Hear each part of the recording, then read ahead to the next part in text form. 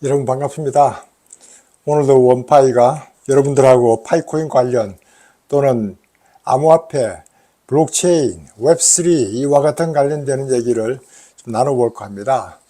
이번 주에는 사실 서울 가서 롯데타워도 한 올라가 보고 강화문에 있는 교보문고도 한 가봤습니다. 추억의 그 책방 거리에 가서 이런저런 책도 좀 보고 그러고 왔고, 강화문에는 저희께 가장 그 추억의 장소가 지금은 없어졌지만은 그 당시에 종로 쪽으로 다방이 하나 있었는데, 그 다방에서 저희 집사람하고 처음 만났던 그런 곳이기도 해서 상당히 그곳만 가면은 그런 옛날 추억도 떠올리면서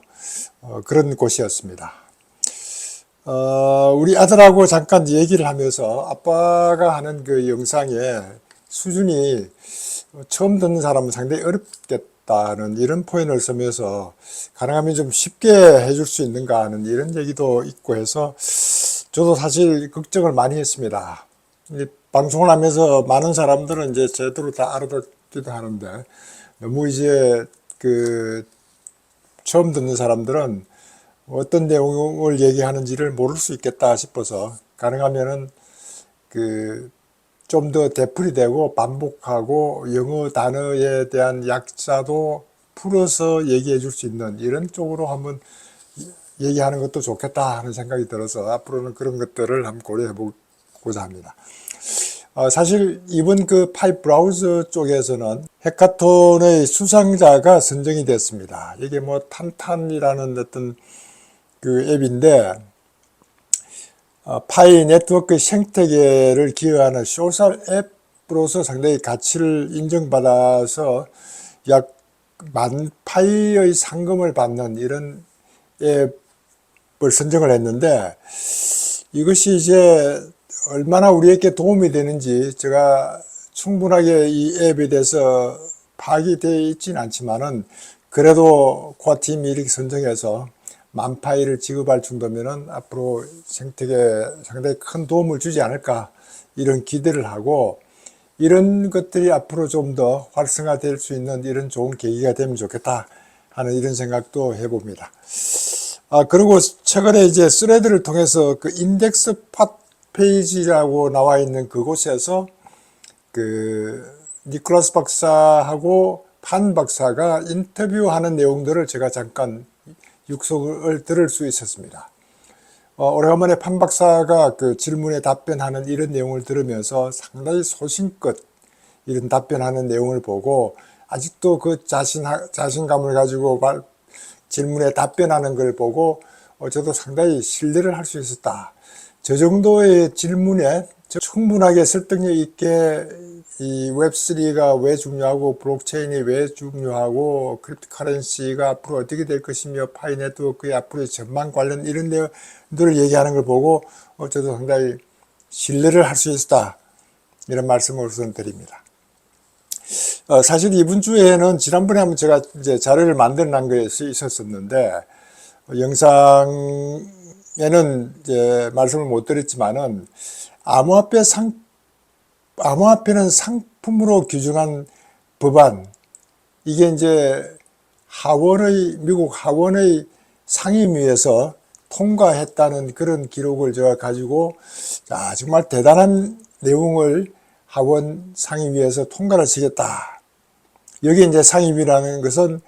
하원의 금융서비스위원회하고 농업위원회, 왜 농업위원회가 여기 있냐면은 농업위원회에서 이제 CFTC 그 상품 취급하는 그 CFTC가 여기에 이제 산하에 있기 때문에 농업위원회가 들어가 있고, 이렇게 이제 위원회에서 그 암호화폐는 상품이다 라고 하는 규제 법안을 통과를 했는데, 이것이 이제 하원의 전체 회의로 올라가서 통과를 해야 되는데, 하원은 아마 공화당이 많기 때문에 통과는 거의 확실시하고, 상원에 올라갔을 때 이제 민주당이 협조를 받아서 얼마나 통과가 될 것인지 하는 이런 일들만 남았는데,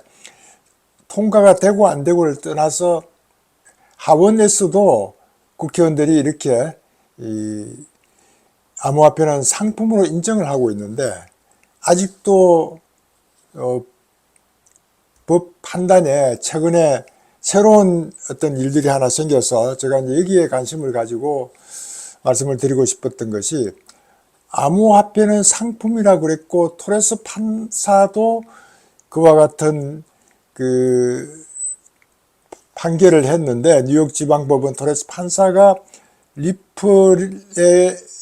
기관 투자자에게 판매한 것은 정권이지만은 일반 대중에게 판매한 것은 정권이 아니라고 얘기해서 결국 일반 대중에 관련되는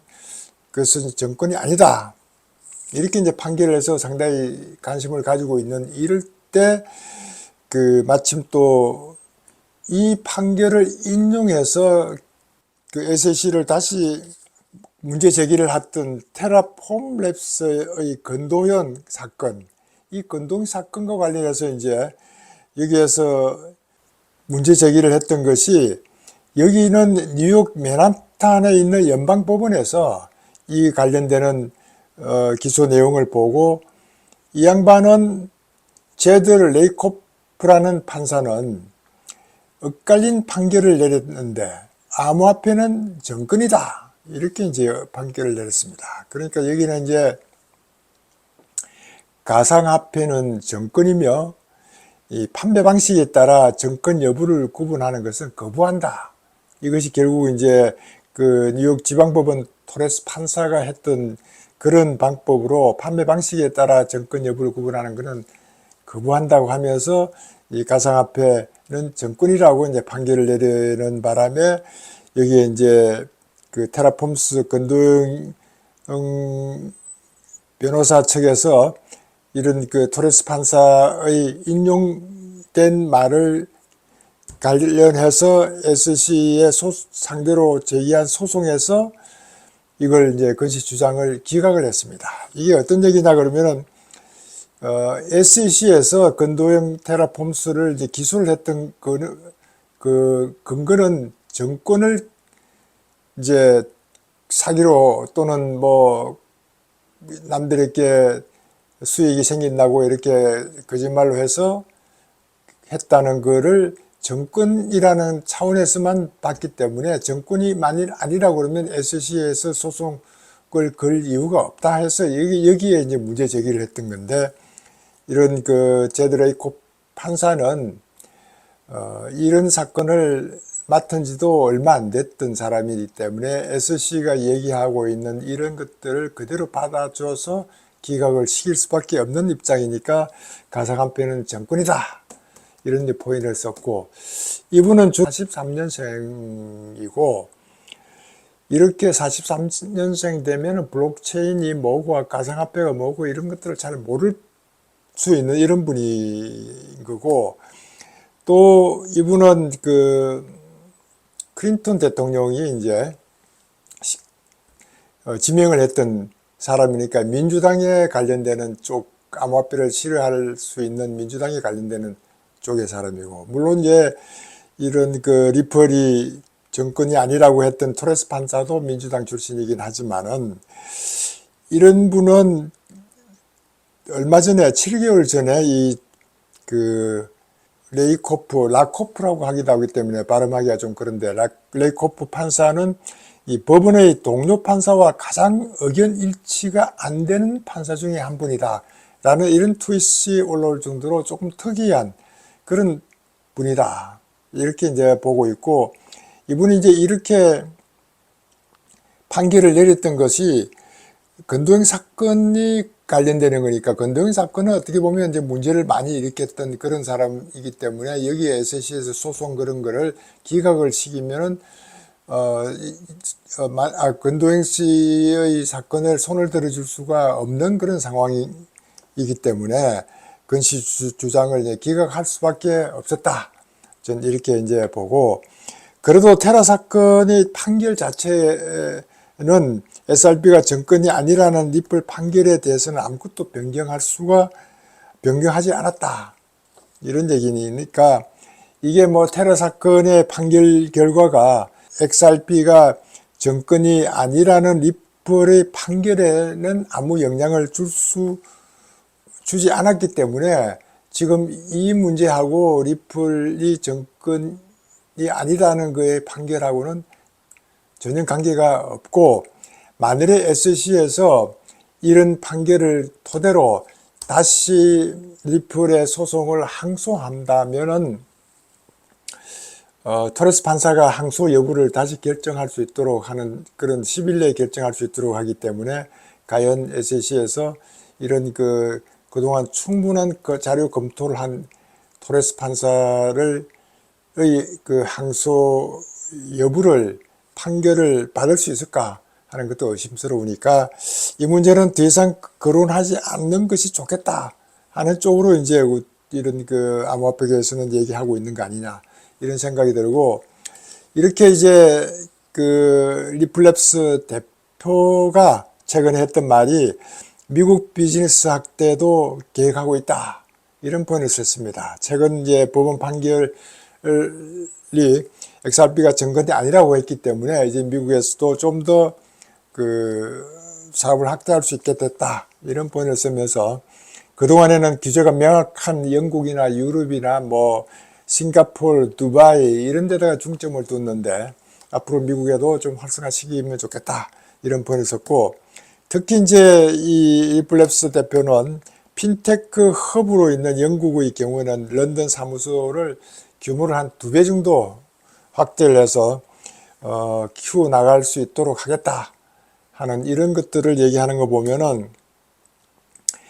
암호화폐는 정권이라고 레코프 판사가 판결했던 것은 전혀 개의치 않는 이런 입장을 취하고 있는 것 같아서 저도 한결 마음이 편하게 받아주고 있고, 우리는 기술로 이런 것들을 평가를 해야지 이렇게 판사들에 의해서 평가되는 것은 사실 못마땅하다 하는 게 저희 입장입니다. 참고로 제가 2002년도에 일본 가 있을 때 원자력 발전소 관련돼서 소듐 파이어 해서 이제 발전소에 일어났던 어떤 사고를 실무자들이 상부에 보고하지 않는 것들, 이런 여러 가지 때문에 발전소의 가동을 중지시키고 한 이런 것들을 이제 법원에서 판사들이, 아니 검사들이 문제를 하나씩 풀어나가는 과정을 보고 이걸 왜 이렇게 승인을 했는지 기술적인 문제를 판사나 검사가 따져가는 걸 보고, 야, 이렇게 기술적으로 융통성이 없이 모든 잣대를 갖다 댄다면은 누가 승인을 하고 누가 설계를 하고 하겠느냐 하는 그런 걱정을 하면서, 야, 앞으로 원자력 이런 문제를 법원에 만일 가져간다면 큰 문제가 있겠다 하는 이런 생각을 제가 했던 적이 있었습니다. 이게 이제 모든 사건을 검사가 들여다보고 판사가 결정하게 되면 이런 복잡한 기술적인 문제를 어떻게 판사와 검사가 이런 복잡한 것들을 파악을 하고 잣대를 갖다 댈 수 있느냐.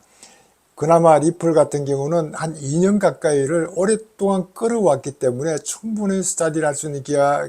있었지만은, 그렇지 않는 것들을 이 판사나 검사가 이런 전문적인 지식을 가지고 있지 않는 상태에서 판결한다는 것은 상당히 걱정될 것도 상당히 많다 하는 이런 생각을 해봅니다. 그래서 이제 코인베이스에 있는 법률 책임자라고 분은 이런 얘기를 했습니다. 이제는 업계에서는 암호화폐 산업이 법원 판사, 변호사 이런 사람들을 상대할 게 아니고 혁신, 새로운 아이디어와 기술, 여기에 초점을 맞추게 되기를 열망한다, 이런 포인트를 썼습니다. 이 양반이 했던 포인트이 제가 지금까지 말씀드렸던 이런 새로운 기술은 법원에서 판사가 결정해 줄 것이 아니고 전문가들이 충분히 검토를 하고 나서 국회의원들이 만든 법을 만들고 그 법에 따라서 진행이 되어 가도록 했으면 좋겠다 하는 생각을 하고 있습니다. 그러면서 이제 암호화폐 전문가들은 미국 SEC의 부적절한 판단에도 이 다수의 주요 자산 운용사가 다시 현물 ETF 서류를 제출한 것을 보면은 암호화폐 산업에 대한 신뢰를 충분히 표명하고 있는 것 같다, 이런 표현을 썼습니다. 그러니까 미국 SEC가 아무리 부적절한 판단을 하더라도 이런 자산 운용사들이 기업들은 다시 현물 ETF를 제출하는 걸 보면은 이런 암호화폐 산업을 신뢰를 하고 있다. 그 트위터에 하나 올라왔던 뉴스 중에 상당히 재미있는 뉴스 중에 하나는 웰스파고는 그 미국의 다국적 서비스, 금융 서비스를 하는 자산 기준 미국 네 번째 큰 은행 중에 하나고 시가총액으로는 최대 기업 중에 하나인 것 웰스파고에 있는 직원이 XRP가 향후 2개월 내지 7개월 내에 100불 내지 500불에 도달할 것이다. 이렇게 예측을 했습니다. 이 2개월 내지 7개월은 얼마 남지 않았는데 이렇게 이제 미국 다국적 기업 큰 은행에 있는 직원이 이런 트윗을 날렸다는 것도 상당히 큰 의미가 있는 것 같다. 이렇게 이제 해서 저도 여러분들에게 이런 리플과 이런 소송들이 어느 정도 이제 마무리가 되어 간 거에 대해서 우리가 좀 더 관심을 가질 필요가 있겠다 하는 이런 생각을 다시 한번 해봅니다. 그리고 전 골드만삭스 임원이었던 라울 팔 양반은 상당히 유명한 분인데 이 양반도 이제 25년도 되면 암호화폐 사용자가 10여 명이 될 것이다. 이렇게 이제 전망을 했습니다. 코인 시장이 10년 내에 300조 달러를 예상한다. 이 대단한 그런 큰 예상이라고 볼 수 있는데 1992년도에 인터넷 증가 추세하고 2016년도에 암호화폐 사용자 증가 추세를 가지고 이제 비교를 했습니다. 비교를 하다 보니까 인터넷 글로벌 보급률이 43%를 넘었을 가능성, 이걸 이제 토대로 현재 1조 달러에 있는 그 코인 시장이 10년 내에 300조 달러를 갈 것이다. 이 참 대단한 큰 변화를 가져오는 게 1조 달러가 10년 내에 300조 달러가 된다. 엄청난 큰 변화가 있다고 보고, 이렇게 이제 웹3 및 암호화폐 업계에 대한 벤처 캐피탈의 투자가 굉장히 확대되어 가고 있는 걸 보고 이와 같은 이제 전망도 얘기하고 있는 것 같은데, 웹3 분야는 인터넷 성장 속도보다 빠르고 거기다가 금융까지 결합되어 있으니까 더 빠를 수밖에 없다. 이렇게 이제 그 인터넷은 정보 전달에만 주로 초점을 둬서 인터넷에 상당히 이제 그 성장 속도가 빠르기도 했지만은 웹3 분야는 인터넷 성장보다 빠른 이유 중에 하나가 여기에는 금융까지 포함되어 있다. 웹3에 이제 금융이 포함되어 있다 보니까 엄청나게 이제 이 성장하는 속도가 빨라질 수 있다. 지금은 거의 뭐 초기 단계다. 이렇게 이제 보고 있습니다. 그러다 보니까 이 웹3에 이제 전력 질주하고 있는, 제가 지난주에도 얘기했던 일본 웹3를 가지고 잃어버린 30년을 되찾겠다고 할 정도로 웹3에 올인하고 있는 이 일본 또는 중국, 이런 쪽에 상당히 큰 역할을 하고 있는 것을 기대하고 있는데, 우리는 이제 파이코인 웹3 선두주자 가고 있는 것이 기대가 되는 이유가 바로 여기에 있습니다. 최근에 피치에서 미국 국가 신용 등급을 이제 전격 강등시켰다 하는 뉴스가 나와 있습니다. AA에서 AA 플러스로 이제 강등을 시켰는데, 여기에 이제 부채 한도가 항상 문제가 되고, 이렇게 이제 매년 2011년부터 2년마다 이런 문제들이 자꾸 생기다 보니까 이런 것이 벼랑끝 전술과 사회적 불안 고조, 거버넌스 악화, 이런 것들 때문에 이제 피치에서 강등을 시켰는데, 여기에 우리가 관심을 가지는 것이 연준이 어떤 역할을 하느냐. 여기에 연준은 민간 기업에서 운영하고 있습니다. 민간 기업이 JP 모간이라든가 시티은행, 그 뱅크 오브 아메리카 이런 데서 이제 하고 있는데,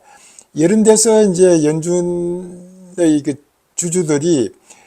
하는 역할은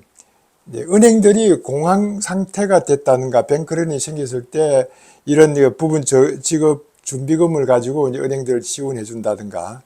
이런 그 통화량을 적절하게 조절해서 탄력적으로 통화를 운영하게 한다든가 정부에서 달러가 부족할 때는 정부에다가 이제